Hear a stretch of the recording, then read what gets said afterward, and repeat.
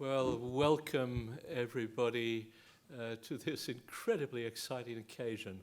I'll say that again because it really is an incredibly exciting occasion. I'm Ed Byrne, for those of you who don't know me, the President and Principal here at King's. I'd like to welcome everyone, every single one of you here this evening, and thank you all for coming on a slightly wet and slightly miserable London evening, but what's new? I would also like to thank a number of very esteemed guests in the audience. I can't mention you all by name, but I hope we can meet you all in the reception to follow. And I know some of you have traveled quite some distance to be here tonight, so we're incredibly grateful.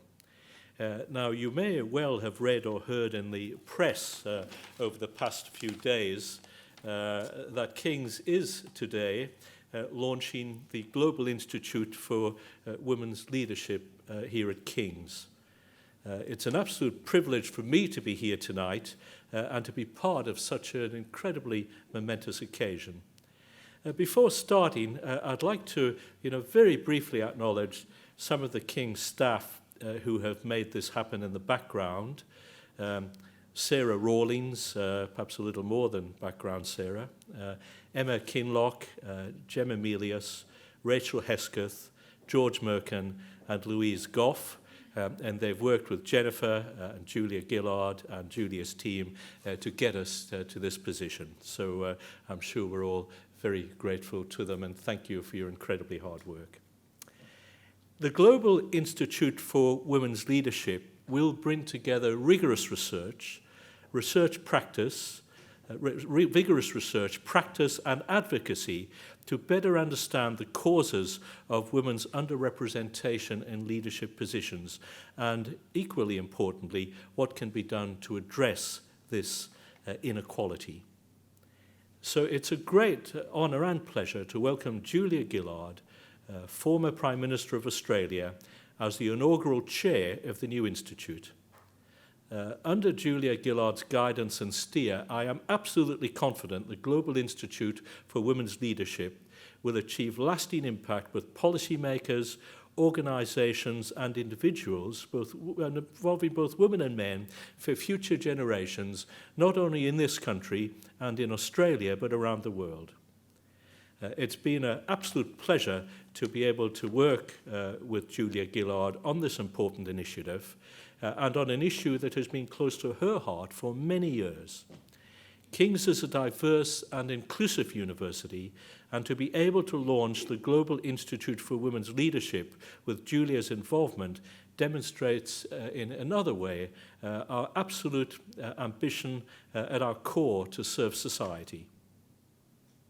It's also a great privilege to welcome Stephen Sackur, journalist and presenter of BBC's Hard Talk, as Julia's fellow conversationalist. And Stephen did tell me he knew this building well in less salubrious times, or more salubrious times, Stephen. You could perhaps clarify that. But he did work a little bit at Bush House in the BBC days. I greatly look forward to this evening's discussion about issues of gender equality and women's leadership.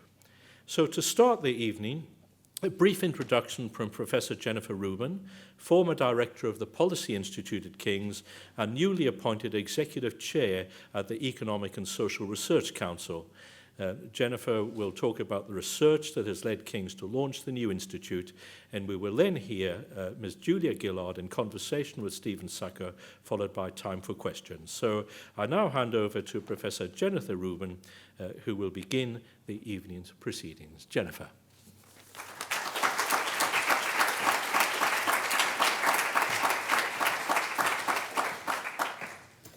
Thank you so much, Principal, and welcome everyone. It is an absolutely wonderful pleasure to be here, a long-anticipated evening, and lots of trying to keep things secret. Now we can talk about it in public. It's great. So you may know that there are times when it can be disappointing to be right.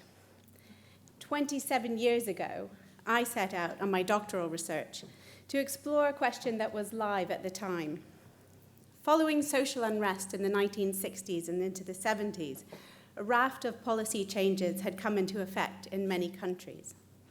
Equality policies aiming to end discrimination, made it illegal to treat people different on grounds of individual characteristics. I set out to understand how these policy changes were playing out in practice. How were large organizations working to try to treat people the same?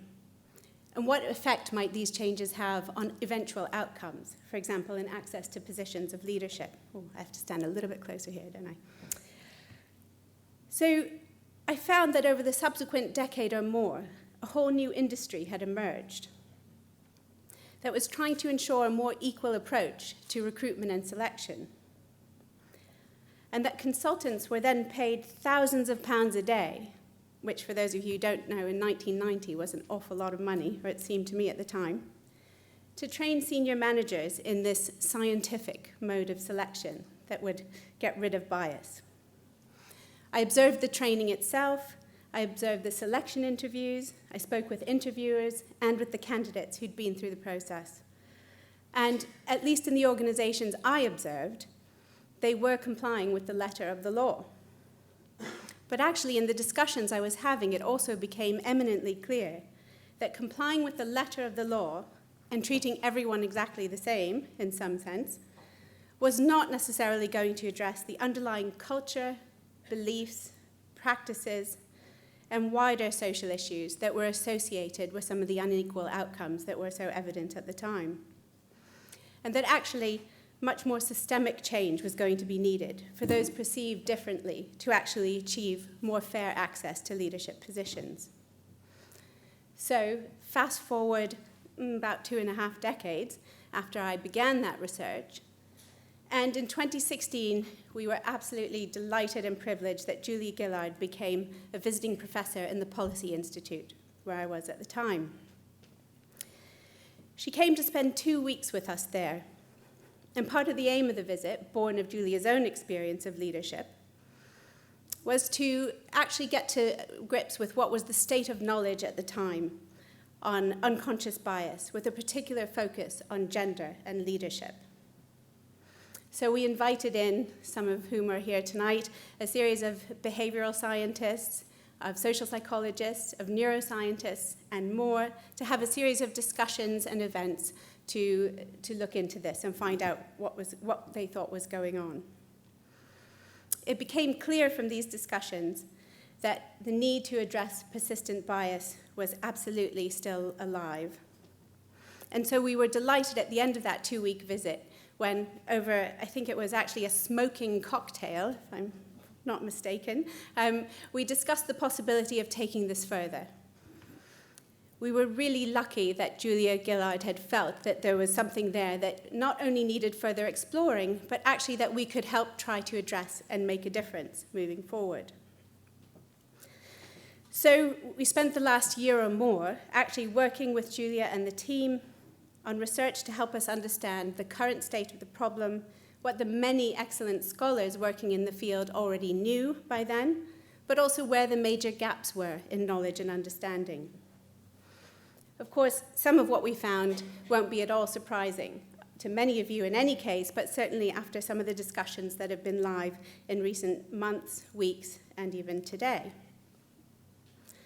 So this appears to be a global problem.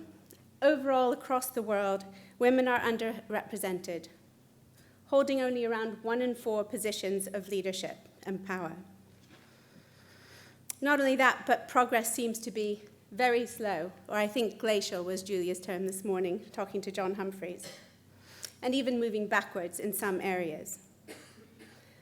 Further, I don't think we can argue that this is a problem that can be blamed on a lack of ability or human capital any longer. It's actually been 30 years since women began to outnumber men at universities, and today they do so in most countries around the world. Recent analysis suggests even though women graduates are outperforming male graduates in many instances, strong degree performance is not associated with higher earnings for women graduates as it is for men. And indeed, the Financial Times published this morning the results of a study of the outcome 3 years post-MBA at top MBA institutions, which showed that 3 years afterwards, women and men graduates from the same top MBA programs had a 79% differential in their earnings, and not in the direction that would favor women. So there are some gaps in the current work that's going on that we think we could try to help address. First of all, there seems to be a broad disconnection between the evidence base, such as it is at the moment, and what's going on in practice to try to address that in many instances.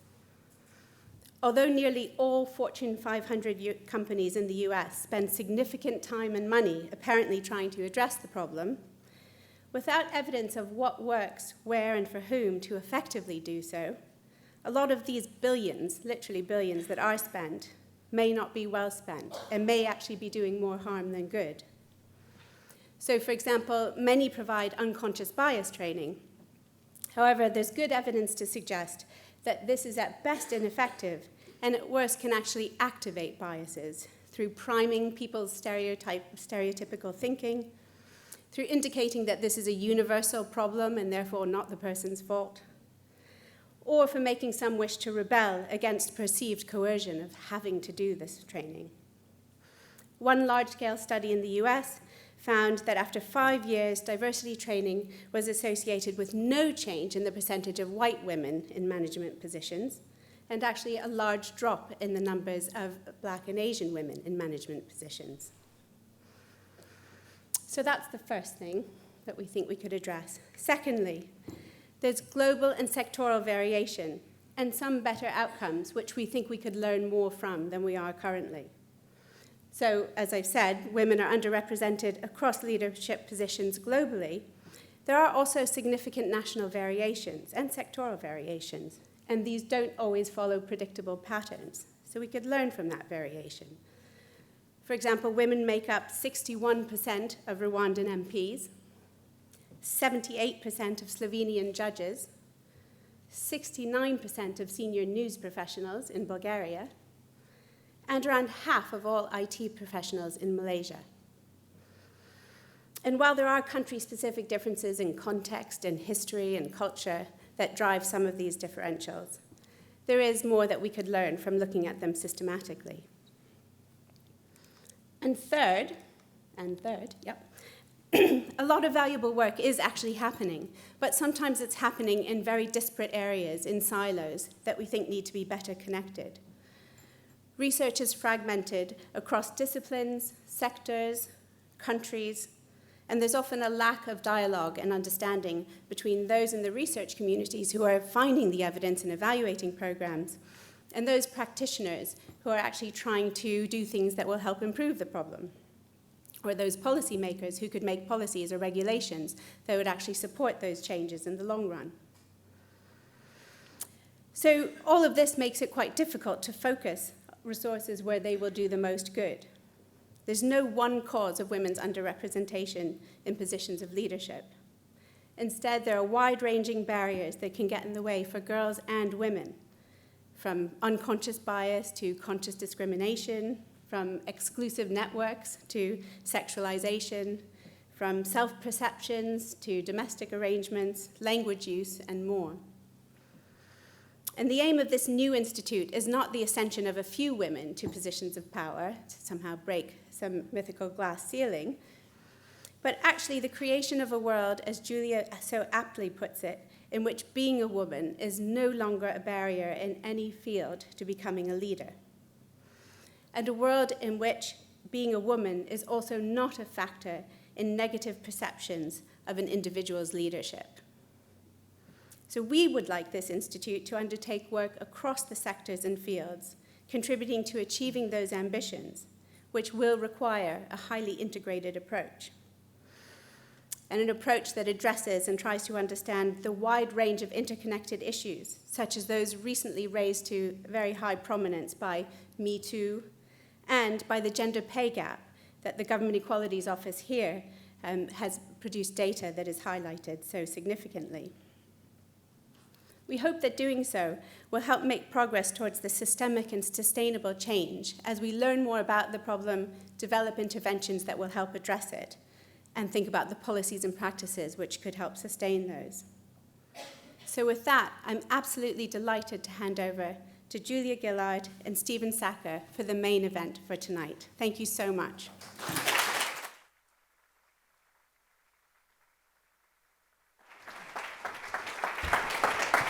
Thank you. Thank you very much indeed, ladies and gentlemen. It is a great pleasure for me to be here. I'm Stephen Sackur. As Jennifer said, I have worked for the BBC for a long time. I'm the presenter of a show called Hard Talk. I have the gift of a very loud voice. In fact, when I was here many years ago, the sound engineer on one of my first broadcasts said, "Stephen, piece of advice, you're not going to need a microphone. They can hear you all over the world, the scale of your voice, without you even trying."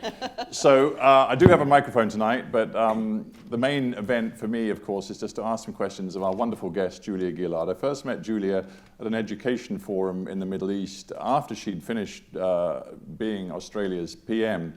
And it was clear to me as we talked then the depth of her commitment to education issues, and particularly girls' education, and that's something that she's worked extraordinarily hard at over the last 5 years.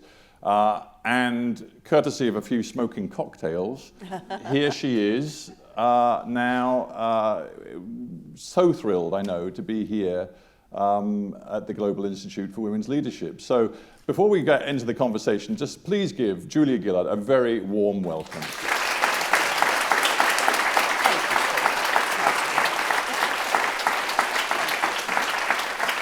Now, Julia, it's terrific to be with you again on such an auspicious occasion. I'm just very mindful of something you said after you stopped being Aussie PM. You said, and this is back in 2013, because if you remember, Julia served as PM from 2010 to 2013. It wasn't always easy, and we'll get into some of that later. But you said at the end of this exhausting 3 years, "I am absolutely confident it will be easier for the next woman." Is the fact that you're sitting here with me today launching the Global Institute for Women's Leadership a sign that you're actually less confident now than you were then? That's a very good question. No, I'm still confident in the Australian context that it will be easier for the next woman. And I think perhaps everybody learns some lessons from the experience with the first. I think politics did, the media did, the community did, and I think for the next woman there'll be a series of things that happen to me that won't happen to her. But when you analyse the evidence globally and look at the statistics that Jennifer has outlined for us, then you do have a real sense of just how far we've got to travel to get to a truly equal world.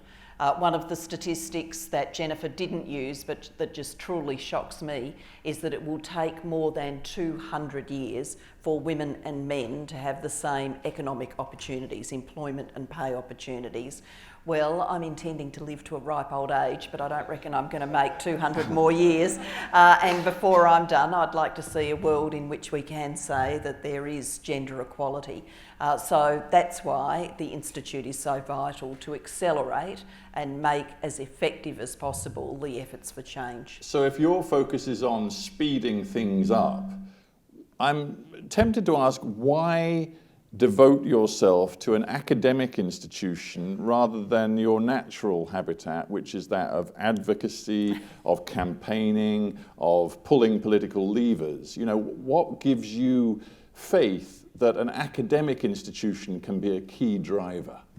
Well, I think that's a little mean to politicians, if I can just stand in defence of my professional class. I, as a politician, was very interested in public policy and very interested in getting across the evidence when we were making decisions about big change. And to be fair to politicians around the world, I think many do try to do that. Perhaps it's a little bit less fashionable now to be evidence-based than it once was, but that would be a whole other conversation. Oh, we'll get there. So it doesn't feel unusual to me to want to be in an environment where people are working through and thinking through what the best evidence is. And I know enough about advocacy to say that if you are going to political leaders, corporate leaders, judicial leaders, and saying you need to do X, they're going to ask you why. Where's the evidence that that's going to work? And we know from the mapping and research we've already done that there are so many gaps and holes that we can't confidently walk into all of those rooms and have all of those conversations and say this is the best thing to do. And I just think it's incredibly exciting to have the opportunity to be involved in discovering that, designing that, and then advocating for it. And we will have, you know, outreach and advocacy and be asking people to get involved. Right, but the focus isn't just on the scale of the problem, it's also very much a focus on coming up with solutions. It certainly is. We want this to be about research into action, and one of the things that has attracted me so much to King's College, to doing the visiting professorship at the Policy Institute and then working with colleagues on the development for the Global Institute for Women's Leadership, is that King's College and the team here have a real tradition of analysing complex public policy problems, but then taking that research and putting it into action, not having it just sit on an academic bookshelf. Yeah. Okay, let's reflect a little bit on your own experience and what your career taught you. You committed to politics pretty early on. I think you trained as a lawyer, didn't you? I did. But you spent an awful long time inside the Labour Party, climbing up that good old greasy pole, and you got to the very top. You were Australia's first woman Prime Minister. And it was a pretty bloody and ruthless fight to get there, not least, and this will be no surprise to those of us who follow politics in Britain, inside your own Labour Party. That was pretty tough, getting to the top inside the party itself. You had a big fight with Kevin Rudd. You came out on top. What did you conclude? Let's not get yet to actual service as PM, but getting to the top in Australian politics, did you find that you had to change yourself as a person, or did politics come naturally to you? I wouldn't say naturally, no. I mean, I didn't grow up, you know, thinking I was going to be Prime Minister. When you're a politician and you visit as many schools as I did, I used to like going to schools, but you'd go to primary schools and, you know, 6-year-old kids would confidently say to you, I'm going to be Prime Minister when I grow up. And I was never that kid, you know. It would never have occurred to me that this was a possibility. But through student politics, I got more and more interested in advocacy and activism and public policy, and I did find that the skills of it came to me naturally, mightn't quite be right, but didn't feel an uncomfortable fit. So public speaking, arguing for what you believe in, analysing things, and then, you know, slowly the penny dropped, well, actually, someone like you could be a parliamentarian. And then in traditional Labor Party fashion, it took me a decade and multiple pre-selection rounds, I've forgotten how many now, it was 3 or 4 or something crazy, to actually get a go to stand for Parliament. And then when I ultimately stood, I lost. That was in the 1996 election, and then was finally elected in 1998, and sort of the rest played out. Looking at the gender questions then, I mean, I thought for a period of time that we were the generation everything was going to be different for. I was guided by some women in the Labor Party, Joan Kirner, who was the first Premier of Victoria, a wonderful woman, Carolyn Hogg, who was one of her ministers, and they told me stories, literally, Carolyn Hogg, of, you know, the men meeting for the key factional discussions and the women being in the kitchen preparing the morning tea, and Carolyn throwing down her tea towel and saying, I'm joining the meeting, and the other women going, okay, we're going to go and join the meeting too. And she said, never bloody pick that tea towel back up, and after that they used to have to buy food in because the women weren't bringing plates anymore. So, and you know, that generation then worked with my generation to create things like the affirmative action rule. And so by the time I got into Parliament, I thought, we've got this sussed, you know, we're going to have more women in Parliament, it's all going to fix itself. And it didn't, and that's why we're here with the need for this global institute focused on women's leadership. So what were the sort of systemic problems that you experienced and that maybe still exist in Australian politics? Can you sort of, in a nutshell, characterise them? I think these problems exist broadly across politics worldwide, and you know, I often get asked about my experience and people say, oh, you know, it's something to do with Australian culture and it's something to do with how macho it is and all the rest of it. And yet, you know, I know for a fact that a number of the insults that were hurled at me when I was Prime Minister weren't even original insults. They had been hurled at Hillary Clinton the first time she ran in the primaries. And, you know, people have just uplifted the bile off social media, deleted Hillary Clinton, inserted Julia Gillard and hurled it again. So this is a global problem. And I think it's, you know, this question of unconscious bias, of the stereotypes in our head being about male leadership, and so we are still not receptive to female leaders. I think it's a great deal of focus on appearance questions, you know, what women look like, what they're wearing. I think it's a disproportionate focus on their family structures. Do they have kids? Don't they have kids? Do they have a partner? Don't they have a partner? What does that mean?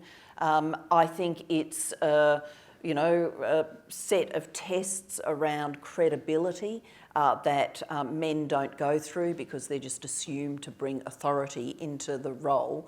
And I think this is a common experience for women in politics right around the world. It is a common experience, I think, from my limited experience of different political systems and different cultures. But I must say, and I don't do this gratuitously, but I think it is worth remembering, and many in the room will remember and some maybe won't, just how horrible some of the stuff you had to deal with when you were PM and you were, actually some of this was before you were PM and some of it was while you were PM, but you and Tony Abbott, who was leading obviously the Conservative Party at the time, he went for you in a big way. And there were phrases that became quite common at rallies of his party, which included, and again, I don't mean to be gratuitous, but ditch the witch was one. Other politicians chided you for being deliberately barren, which, as you say, refers to this whole question of women and their lifestyle choices, which was focused on in Australia. It was horrible. And you, at one point when you were in Parliament, you got up and you said to Tony Abbott, if you want to see the face of sexism and misogyny in Australia today, you don't need to look at this motion, you need to look in the mirror. Which was quite a line. But I guess what I'm getting to is, inside, how much were you hurting? How much did you feel you could show the Australian public your vulnerability as well as your anger? In many ways, not at all. And one of the things I've reflected on about that period is I made some errors about timing. So because this question of gender is wrapped up in all of the hurly-burly that comes with modern politics. And so, you know, insults fly in modern politics, there's hyper-partisanship. It's hard, you know, and it's hard for everybody, and male MPs get criticised, you know, how tall they are, how fat they are, how thin they are, what their hair looks like. So that happens to men too.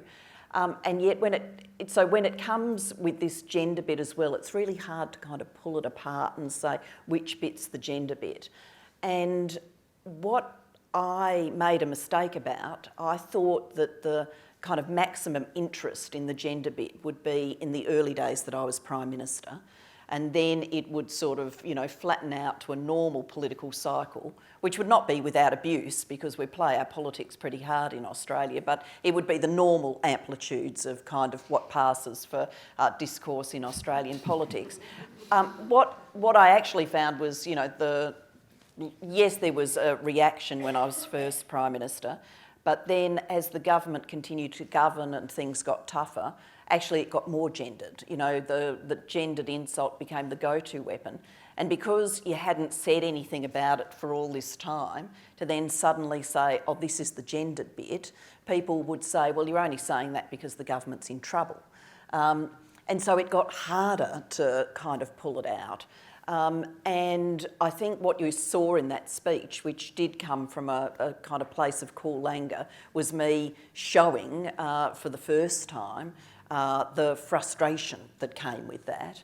And whilst it's, you know, gone on to be remembered as a good speech, for which I'm very thankful, and a lot of women talk to me about it, it was actually recorded in Australian politics as a dreadful error. The press gallery thought it was a huge mistake. The commentators said I'd ultimately alienated men. You know, there was now no chance of a political recovery for me. So you know, when I did call the gender bit, it didn't play well for me in politics, which, you know, now with the remove of time and the ability to be more analytical, makes me even more anxious to think of the ways that we can disaggregate the gendered bit for women in politics and women in leadership more broadly and shine a light on it and change it. And as I don't want to talk just politics, but we'll stick on politics for a bit. As you showed, or Jennifer showed actually in one of the graphs, the progress to getting more female parliamentarians is very slow. You talked about glacial progress earlier, it's 25% roughly across the world. How is that going to change? Is it going to require, as in some countries, I believe Norway is one, I don't know if Rwanda does it too, but there are some countries which adopt affirmative action and set quotas for women in Parliament. Is that, in your view and your experience, something that more countries need to think about? I think this is a question that needs research. My intuitive sense of it is that whether, I don't know about setting quotas for parliaments, because that can be quite hard, not impossible, but quite hard to structure with a, you know, one vote, one value system. But I think political parties having their own targets that they deliver to then changes the landscape. And I actually think Australia is a good experiment in that. I mean, we, on the Labor side of politics, adopted affirmative action targets as long ago as the early 1990s, so it's a long time ago, and the Conservatives did not. The way our affirmative action system works is you do your pre-selections, and if across the whole round you haven't pre-selected enough women in safe seats and marginal seats to hit the target, then you'd have to do the whole pre-selection round again. Now in politics this isn't, you know, this is like crazy town. Just, you know, imagine it, you have your whole pre-selection round, everybody knows how everybody voted, everybody knows every double cross that's been pulled, you know, it just, and then you go and do it again. You can't, so everybody's always delivered.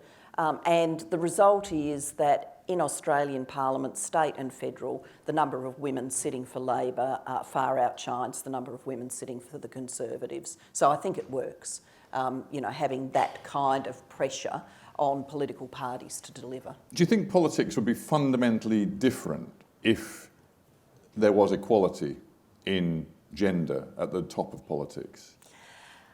This is an interesting question, and in many ways, no, I don't, but many women do. And I kind of, you know, with these women who I kind of grew up with, in the sense of, you know, was a young political person and watched them rise and shine, people like Joan Kerner and Carolyn Hogg, they believed that more women going into politics would make it a gentler culture. I never believed that. I mean, the trope is that, you know, men make wars, men have this inbuilt aggression, women on the whole, and this is massive generalisation, but you know it's out there, women are better at process, at finding consensus, at dialogue rather than posturing. Yeah, you're saying that these are not useful generalisations and stereotypes? Well, I never think the generalisations and stereotypes are useful. I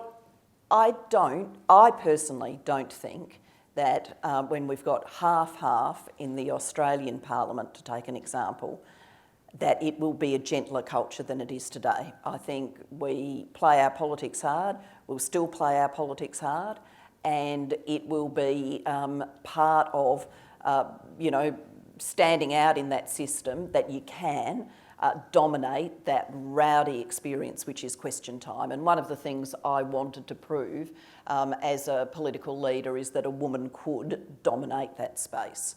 So, I didn't take a step back on the aggression questions.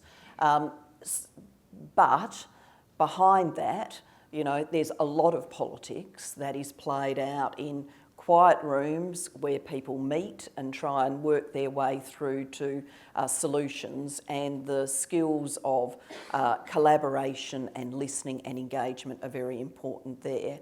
I had to show those skills to hold a minority government together, and I think those skills will be valued too. So no, I don't think we'll wake up in this sort of kumbaya world. I think there will still be, lots of things to have a red hot go about.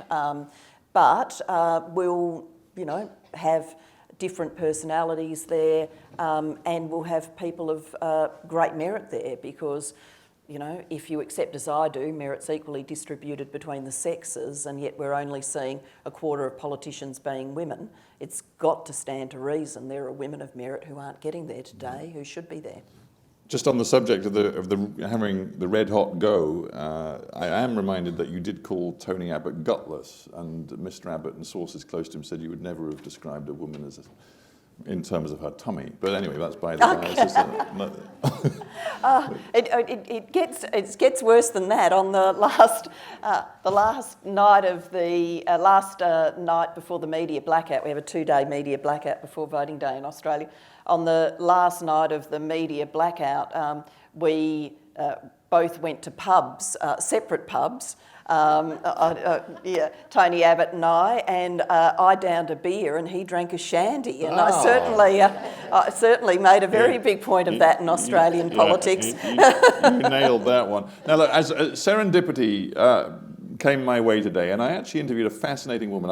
I'm not sure you'll have ever met her, but she's an amazing woman. She's in Northern Ireland. She's called Monica McWilliams, and she founded the Women's Coalition political party in the mid-1990s, and because she caused such a stir in I think it's fair to say, small c conservative place, Northern Ireland, she became a powerful woman in her own right. She actually won a seat at the negotiating table which negotiated the Good Friday Agreement, and she has continued to play a real role in public life in Northern Ireland. And I was reflecting, it's the 20th anniversary of that Good Friday Agreement, I was reflecting with her on what held back women in Northern Ireland. She came up with this formulation. She said it's the 4 C's. It's our culture, it's about cash, because on the whole, in a place like Northern Ireland, it's the men who hold the purse strings in families and in communities and organisations. It's childcare, which we've already talked about. And the last one, which I want you to address in particular, is confidence. She said it is extraordinarily difficult to instill the levels of confidence to be in public life in women that seem to be acquired by men so much more easily. So I wonder I don't know, first of all, do you agree with that?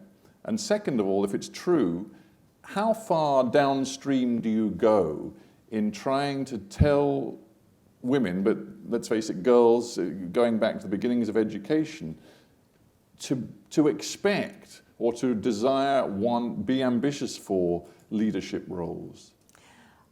I think that's a very elegant description, and I think confidence does matter. And it does, I think, go as far back as the unconscious bias kind of gender stereotyping we put on children. So you tell a girl who's kids are playing, and the girl is telling all the other kids, let's do this and let's do that in the game we're playing. That behaviour is viewed as bossy, whereas a young boy who's doing the same thing would be seen as leading, and we send a message about that when girls are 3 and 4 and 5.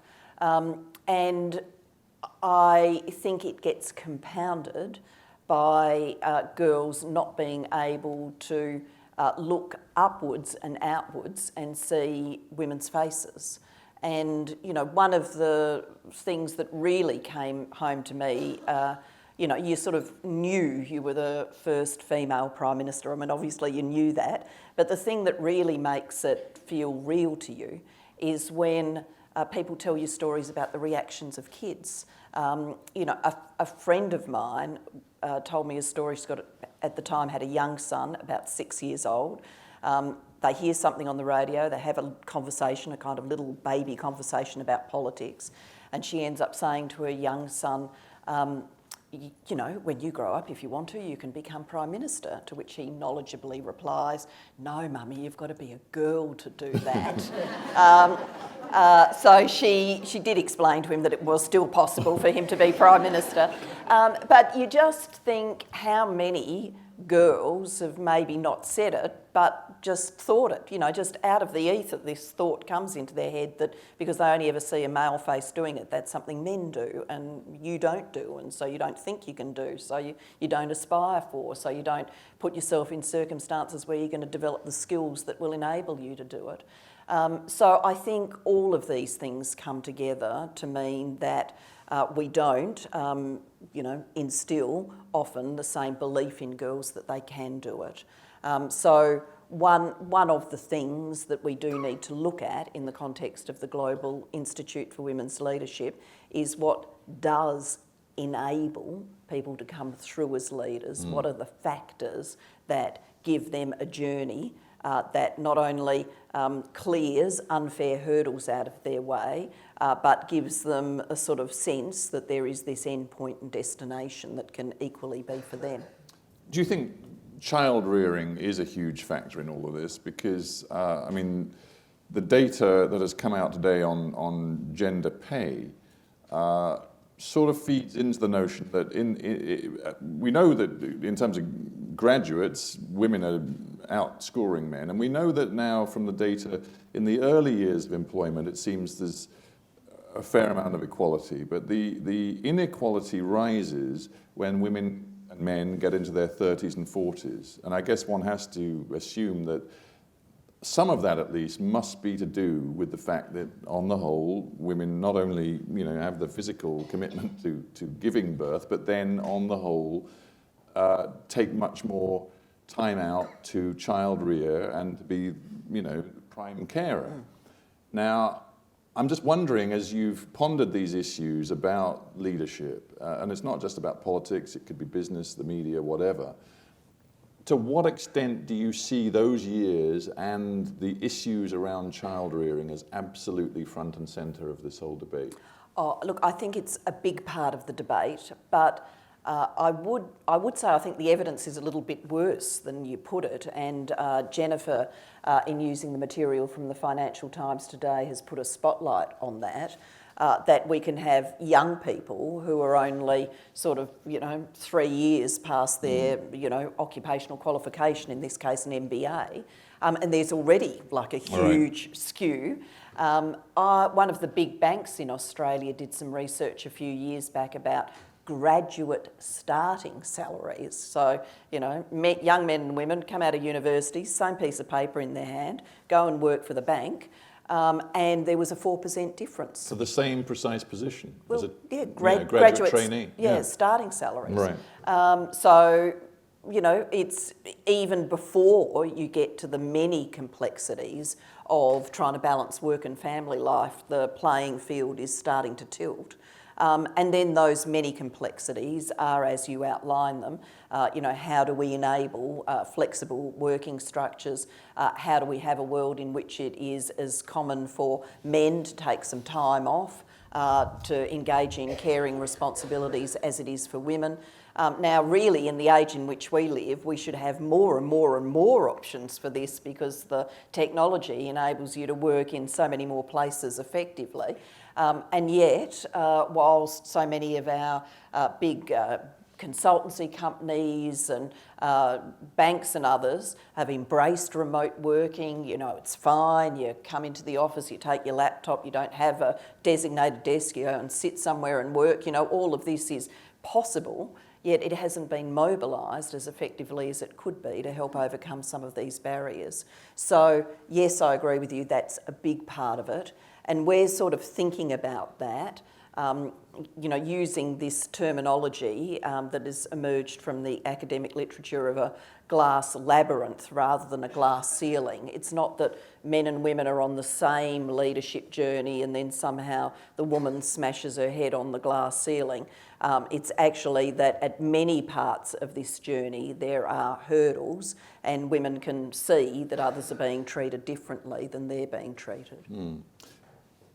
I've just thought of a question that isn't directly related to that, but I just wanted to ask it anyway, just 'cause it's come into my head, and it takes us back to politics. I don't want to stay on politics all evening, and I know that when we get to Q&A, which will be very soon, I'm sure lots of questions will take us in many, many other different directions. But I do want you to reflect a little bit on what we see in the United States today, because the last presidential election race was a fascinating one, and it pitted Donald Trump against Hillary Clinton, and well, we all know what happened. I just would like your thoughts on one particular aspect of it.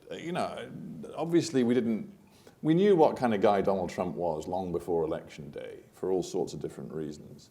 And we knew pretty much what Hillary Clinton was. I, for one, and I covered American politics for quite a long time, I assumed that Hillary Clinton would handily win the female vote. But if you break it down on race lines, a majority of white women across the United States of America voted for Donald Trump. Now, clearly one candidate was progressive and one candidate was not.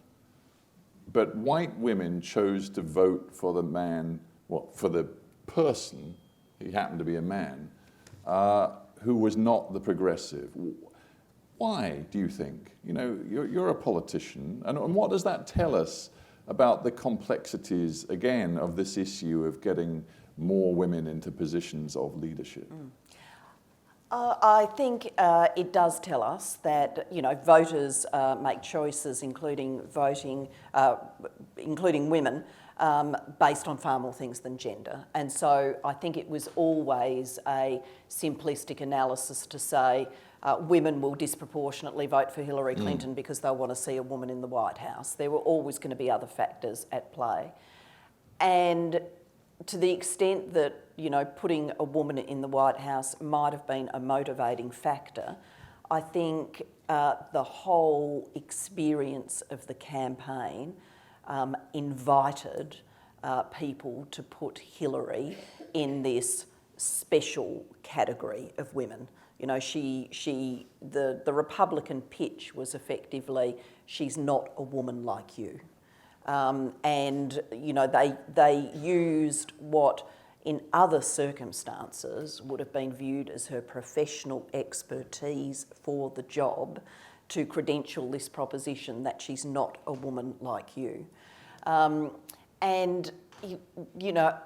This is a point beyond gender in many ways, but it does really worry me that we've got to the stage where experience in public service is no longer being factored in as something that's useful to have. And I think, politics is the only area of life where we're doing that. I mean, if you were, off to have a brain operation, who would you want to do it? The person who's been doing it for 30 years successfully, or someone who's never picked up a scalpel before? I think, it's you pick the expert. Well, I have to tell you, a cabinet minister in this country said not so long ago, the public has had enough of experts. Yeah, so. Well, until, you want to abscess on your tooth dealt with, or you've got a physical issue, or something falls apart in your house and the kitchen's flooding, then you want an expert. You want someone who knows what they're doing. Until you want to actually leave the European Union, but you didn't go there. That's probably very wise.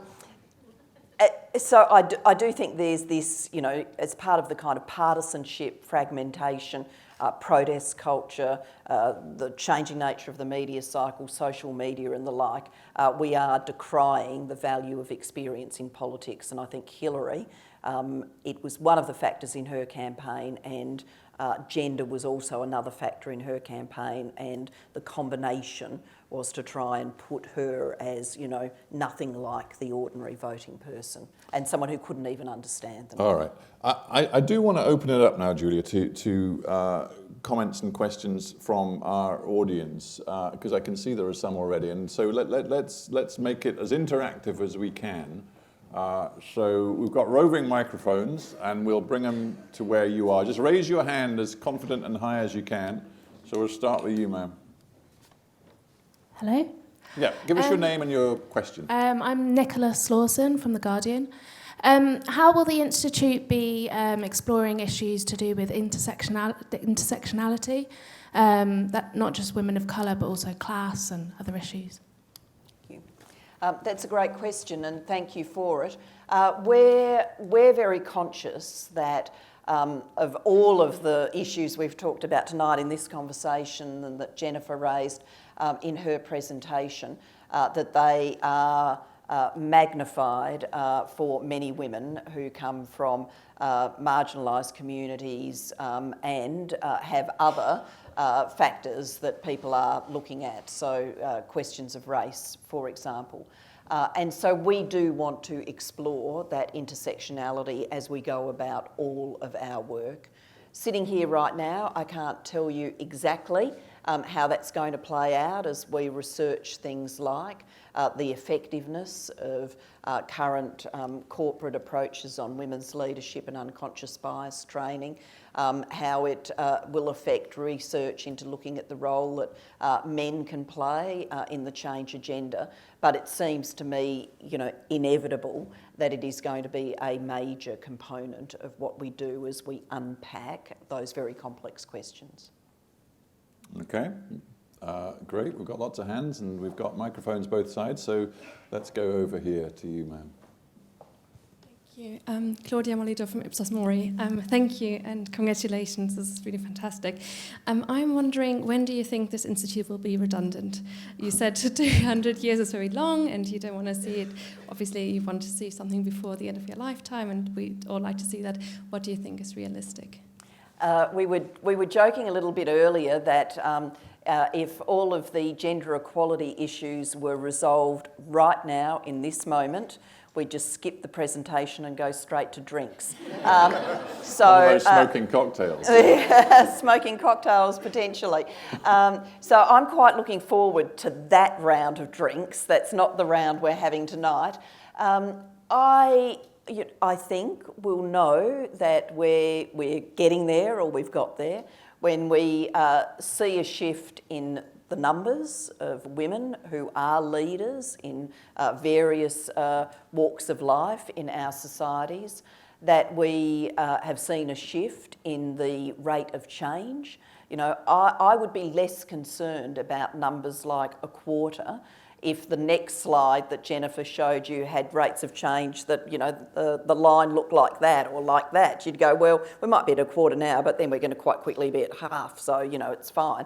But when it's going like that or even like that, you know, so when numbers are rising, when we're seeing big rates of change, and when we can, on these more complex, harder to measure questions like unconscious bias, start to see a difference.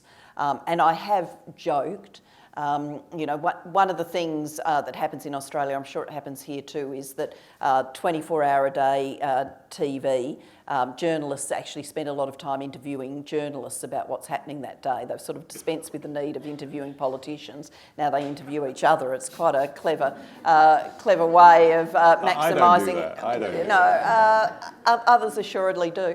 And, you know, I'd really like it if one of these days you're watching one of those panels and one of the journalists says, the problem for female candidate X is she's not very likeable, and the other journalist says, is she really not very likeable, or is that unconscious bias at work? And then they fill the next 15 minutes of our 24-hour TV talking about that. When we're starting to see changes like that, we'll know that there's been a shift. Just one quick one from me then. Do you think you've got a particular challenge in the corporate world? I mean, you know, you talk about 25% being a very unsatisfactory figure in national parliaments, and I get it, it is. But look at the figures coming out of the corporate world. You know, I think, 15% on boards, but if you look at CEOs of FTSE 100 companies, I mean, there's a handful, literally you can count them on the fingers of one hand. I mean, it's a terrible, terrible indictment of corporate culture, and I just wonder whether you actually believe that an institute like this, in its evidence-based work and its writing of papers and its documentation of the problems and coming up with well-argued solutions, is it going to reach out to those sorts of people in the corporate world? Well, absolutely, and I know that we have a number of women and men from the corporate world here with us tonight. I'd say two things about the corporate world. One, I actually think there are a large number of people who are trying to make a difference in the corporate world. A lot of businesses who currently are spending, millions of pounds on things like women's development, women's leadership, unconscious bias training, and not seeing the results because the interventions they're actually funding aren't effective. And I think those sorts of corporations will be all ears for something that's going to be a more effective solution. Then, of course, there are pockets of resistance where people don't want to change. And I think one of the fantastic things about the gender pay information that's become available in the UK in the last few days is, people do want it and they do want to use it. We live in an era of very empowered and very questing consumers, and they can put a lot of pressure on businesses that aren't looking like they're getting with the program, and I think they will. And because our whole model is research into action, we will be reaching out to the activist and advocacy community. We've already started that, so that as we're saying this is a way of doing it better, not only will we be knocking on corporate doors, but we will be feeding the activist community with some things to campaign for. Okay. I promised you two both had your hands up, so we'll get the microphone into your area. A very quick one from me, Nicola Mumford. How do you get more men involved in championing having more women leaders and at the top? Good question. We want to look at the role of men in change. I think there are many men who feel the sort of moral urge, the fairness urge to get involved, and it's about reaching out, creating the networks, making sure people have got the information and the ways to get involved. I think there's other men who want to be persuaded on the evidence that it does make a difference, for example, to companies. Diversity, gender equality does make a difference to profitability, to the bottom line, and some of that evidence is there. It can be sharpened, and if you can partner it with effective interventions for change, then I think even for those who don't feel it as of the heart, you will catch them as of the head that this is a good thing to do. But there really is evidence and data to prove that in the corporate world that businesses that have a truly authentic, progressive, working gender equality model deliver better results than companies in the same sector that don't. There's certainly evidence that more diverse teams deliver results. And I don't think we should really be surprised by that because, corporate life is complex. And if everybody in the decision-making room is a lot like everybody else in the decision-making room, it seems to me to stand to obvious reason that a whole lot of problems and issues aren't going to get picked up and aren't going to get brought to the table. Actually, I'm going to ask a different question than I originally wanted to ask. You go for it. Leading to this question. So in another talk at King's about popular feminism, the lady presenter talked about that there was a counter-narrative coming up, which she called meninism, which were that men feeling left out, feeling threatened by feminism, which we can see, for example, by some quotes of Donald Trump, but also popular Facebook pages. How do we deal with this counter-narrative that it doesn't destroy the current trends about female leadership? That's a very good question. I think every wave of change creates some discomfort and it creates a backlash. And looking around the world at the moment, and I actually, even before Me Too and Time's Up, which has been, an incredible explosion of activity and energy, but even before that, I thought you could get the sense that another wave of feminist change is building.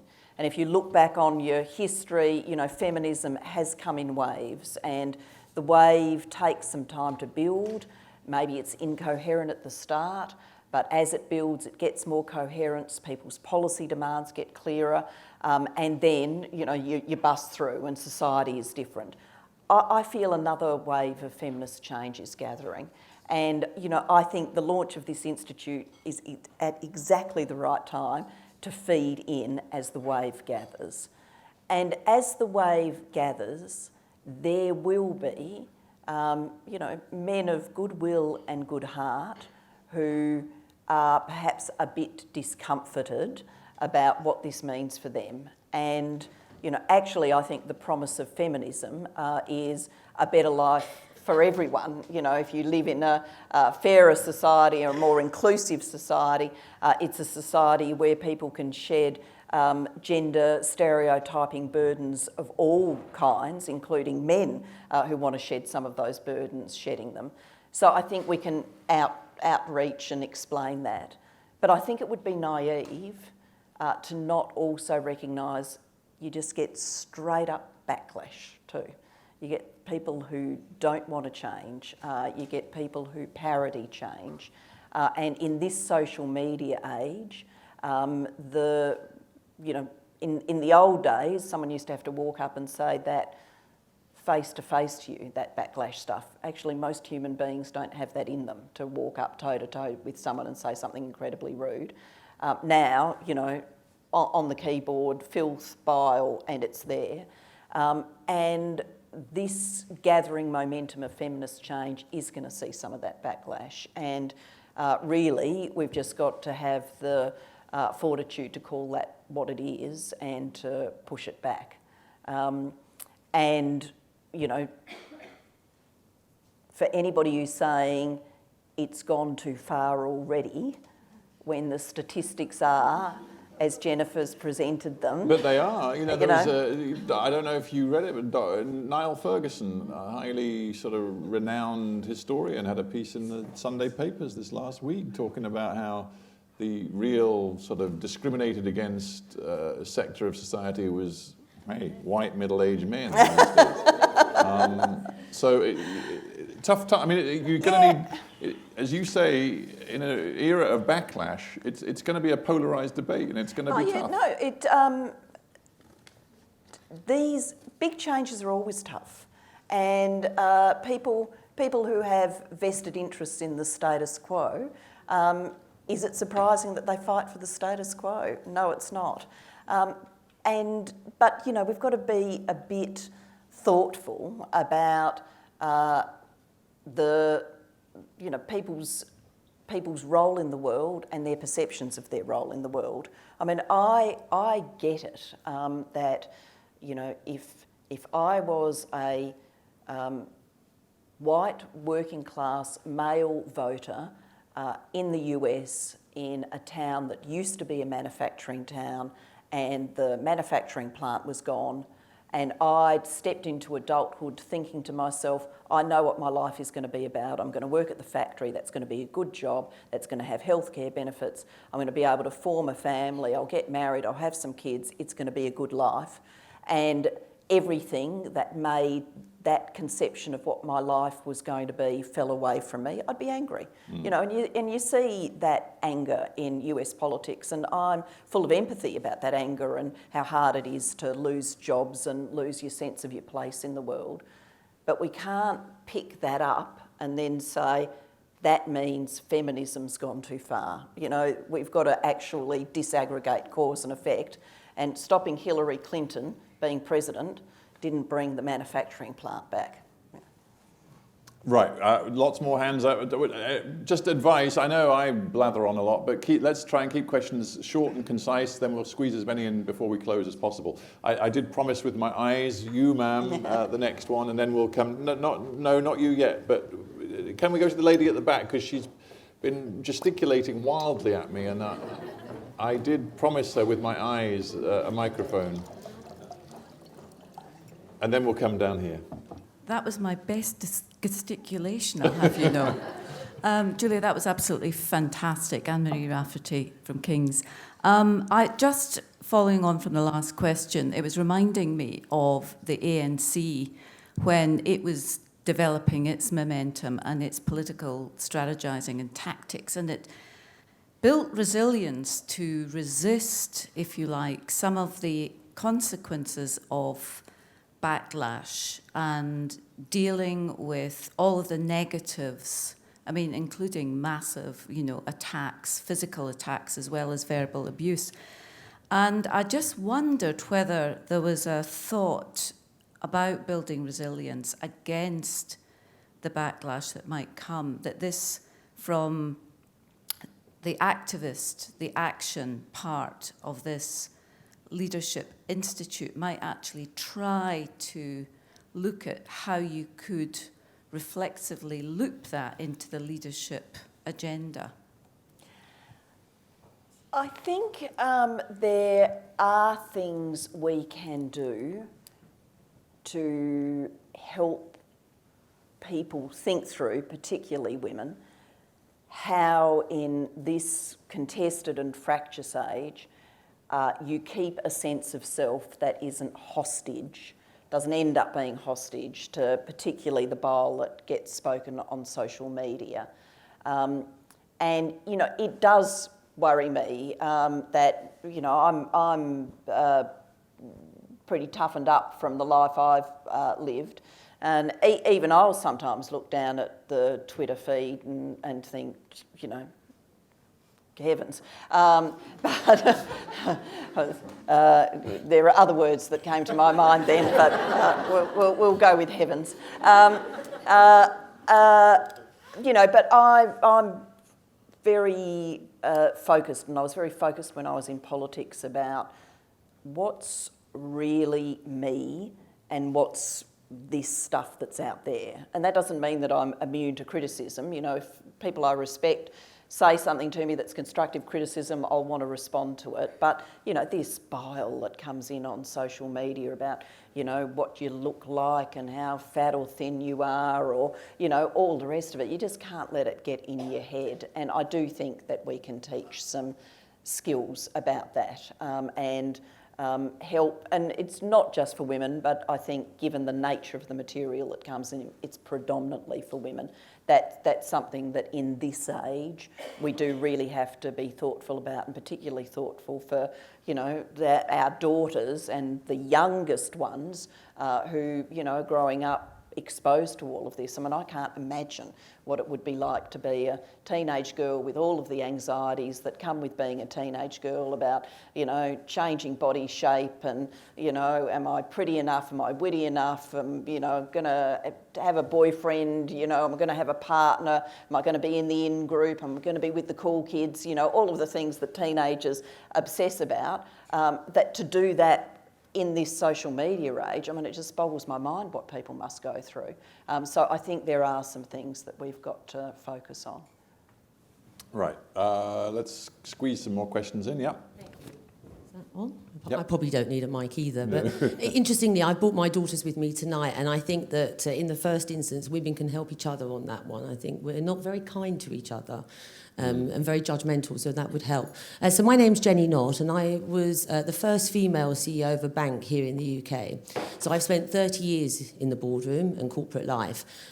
You asked the question earlier about data and the science of the data, and the answer was truly around diversity rather than just gender. So if the Global Institute for Women's Leadership is going to help play a role with policy. And we know that policy changes culture. We did it with drink driving and we did it with seatbelt wearing. If we're going to make the environment in the workplace more inclusive, we need the data. In the boardrooms that I have sat in for the last 30 years, it's always, there's no science to it, it's this soft stuff. We need to collect the data. So what is the Global Institute going to do to collect that data, to influence the policy, to give the science, so that there's no longer that opportunity to dismiss it because it's soft and it's not hard and there's no fact to back it up? I'd be very interested to understand that. Certainly, what we want to bring to this is academic rigour. And I think, the key to this institute, compared with so many great things that happen out there. I mean, there are so many people doing fantastic things. There's a lot of activism and advocacy. There's a lot of academics who are working hard in individual areas of study. There are institutes that are focused on questions like women, peace and security, institutes that are focused on women's economic empowerment in developing countries, so, women and development. But I truly think we're the only one in this niche that is saying women's leadership, rigorous evidence, interchange. Now, I am not the multiple PhD holding academic in the group. To the extent that I have any doctorates, they've all been given to me as honorary ones, which is very nice. But it does mean I didn't do that much study to get them. Something much resented by my niece, Jenna, who studied for her PhD in science and can't believe the way I go around collecting these honorary doctorates. She thinks it's so grossly unfair. So I am not the one who can, talk to you in absolute rigour and detail about the mechanics of the research. But our aim is clear, and it will be very hard-headed and factual. It's a good question. It is, isn't it? yeah. And of course we'll be reliant on, there'll be some public evidence sources, but we also think, and I think there's reason to think this, that a number of businesses will want to work with us because they do actually want to change, and so they will be prepared to work with us on evidence gathering and evidence testing, so they know what is going to equal change. I mean, if I was a CEO who cared about equality and diversity, and I had the slightest inkling in my mind that the money I'm paying now for things like unconscious bias training is being misspent, I would be reaching out and saying, I want to do this better. I'm not in the business of throwing money away for no good reason. That's not what the board tells me to do. It's not what the shareholders want. So, you can be quite hard-headed about it. But they have to show diversity, not just gender. So Yes, to pull a gender bit, yeah. Good. Right. We're going to have to be really disciplined now because we're almost out of time. So there's loads of hands up. We'll take two or three at once. I do think we have to give a question to Cassandra, if I can, who's going to win the award. Cassandra, you came from Australia via New York, is that? From New York here to Australia. So oh my God, well, you almost deserve a round of applause. I don't know, but I think I'm in London, but it doesn't really matter as long as I'm here to support this. So I guess my question is two-pronged.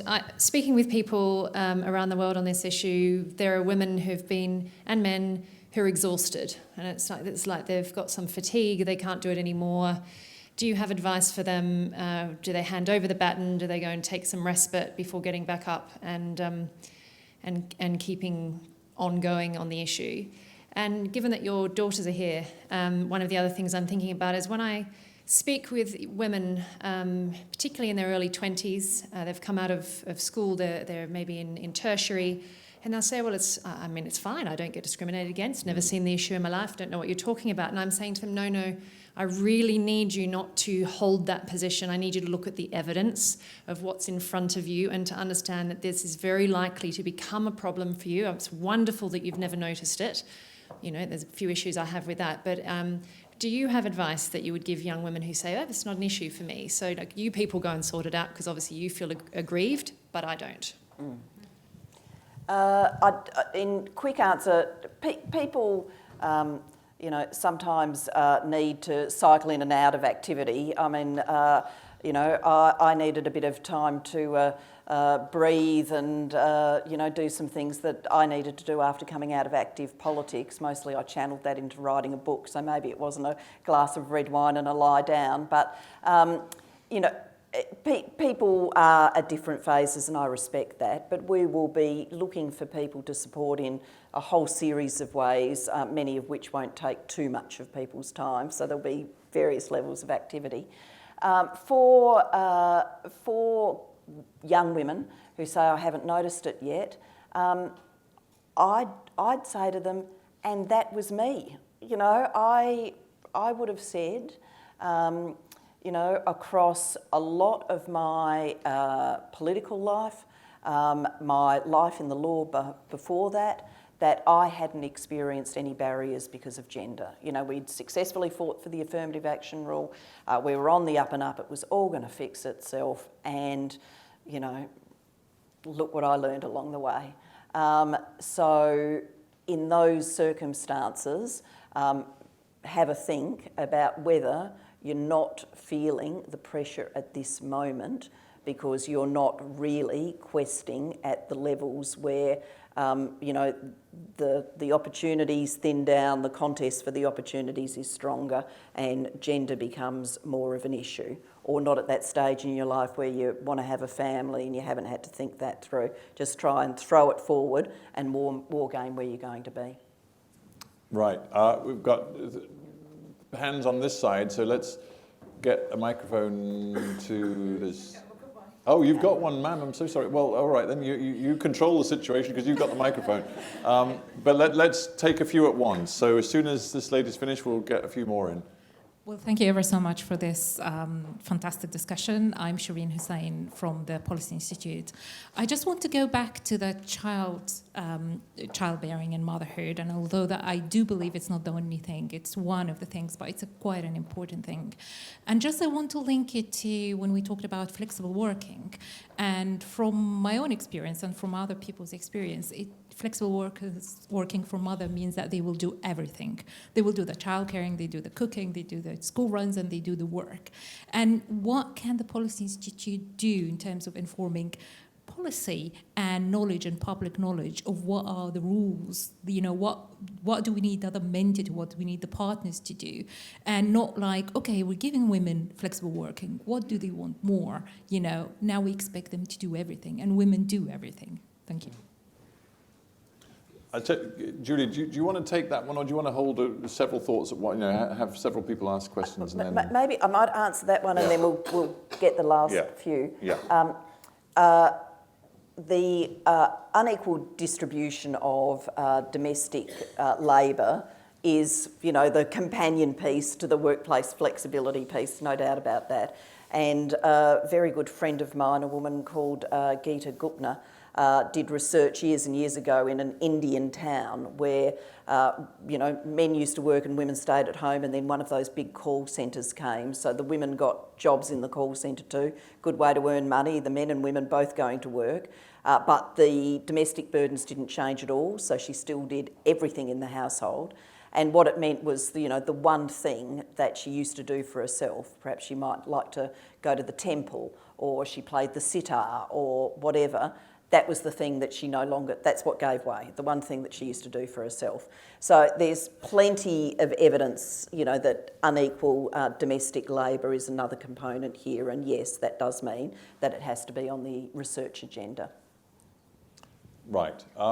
The lady in green and the gentleman in blue. Gentleman in blue has the mic, so you go, sir, and then we'll get to you. G'day, Julia. How are you going? My name is Brody. I'm an exchange student at the King's from Australia. When you left office, you were quite young, and you've still got many, many years of your illustrious career.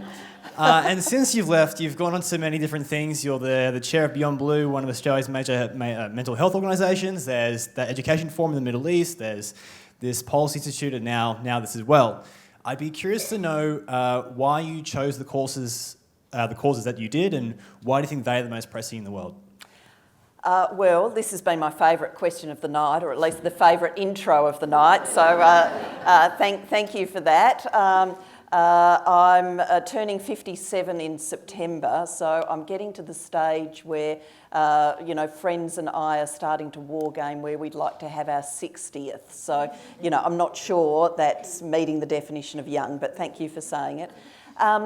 When I came out of politics, you need some time to, you've got to grieve a bit, you've got to rest up a bit, you've got to think through what you're going to do next. And when I came to that, it seemed to me that I wanted to take with me the things that I'd been most passionate about during my public life. So, education, given my presence in public life, that was kind of a no-brainer when I had the opportunity to chair the Global Partnership for Education. That fitted right in with everything I'd ever tried to do in politics.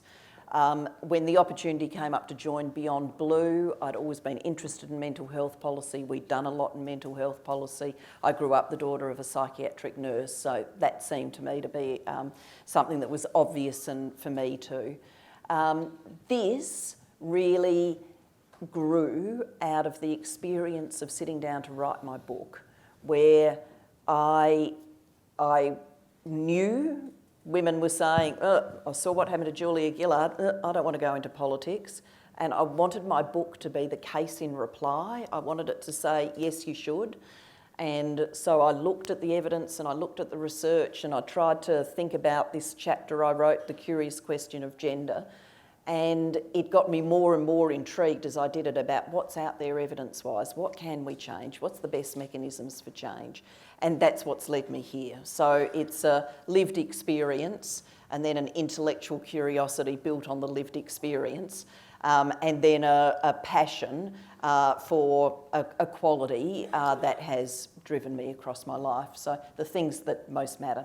Right, you've been very patient, ma'am. I'm going to give you the gift of the last question because we are right up against our deadline, but off you go. Thank you very much. My name's Emma Taggart. I work with introverted women to develop leadership capability and confidence. The question I wanted to ask was, obviously the Global Institute is going to develop the evidence base and help those bits of evidence to come together. But is there any evidence-based quick wins that you think campaigners, advocates, activists can go out and actively work for now? That's a very good question. It's such a good question, I'm not going to answer it now, but we've got our very thoughtful researchers in the room, and maybe what we should do as soon as possible on the website is list the things that we do know that could be in this category of quick wins, where if people are asking for those things, you're on a solid foundation. Jennifer, does that make... She's, huge brain. That's a very good idea, because we whilst there are gaps in the research, we don't want to give the impression that we don't know anything about anything when it comes to gender equality. That's obviously not true. So it would be good to make that clear. Thank you. Thank you for that. A point of detail, it's the Global Institute. So are you going to make sure that in the staffing of it and in the way it works, it is truly international and not full of people from the UK, maybe the odd Australian, because you might want a few of them. But how truly international is it going to be? You're saying the UK and Australia is not international enough. I'm almost receiving that as a criticism of Australia, but not quite. No, not we intend to network and outreach to organisations and individuals globally that is already in train at an activist level, also at an academic level. Of course, King's has got its academic partnerships around the world. So we won't be bringing a squadron of people from around the world to come and reside in London. This will be a network that grows out and grows globally. Right. Well, at that point, and with that thought, I think I have to draw the Q&A to a close. I can't finish, though, without a little bit more flattery. We ought to have your compatriot there flattering you outrageously, but there's more. Because I've just been handed these tweets, which I think give a sense of just how important this initiative is and how it's reaching across the world. There's a couple of tweets here that you will quite enjoy. One's from Ariana Huffington. She just put this up on Twitter. Many congratulations to Julia Gillard. Who better than the first Prime Minister of Australia to launch the Global Institute for Women's Leadership? And another one that has been brought to my attention from Madeleine Albright. She says, breaking glass ceilings is not easy. I commend Julia Gillard, a good friend of mine and great leader, for launching the new institute to help create a world in which being a woman is never a barrier to success. So, with those two esteemed women giving you their full support, I thank you, Julia Gillard, for talking to me tonight. I wish everybody involved with the Global Institute the very best of luck with what is a terrific initiative. And please join me, everybody, in giving a last thank you to Julia Gillard. Thank you. Julia, thank you so much.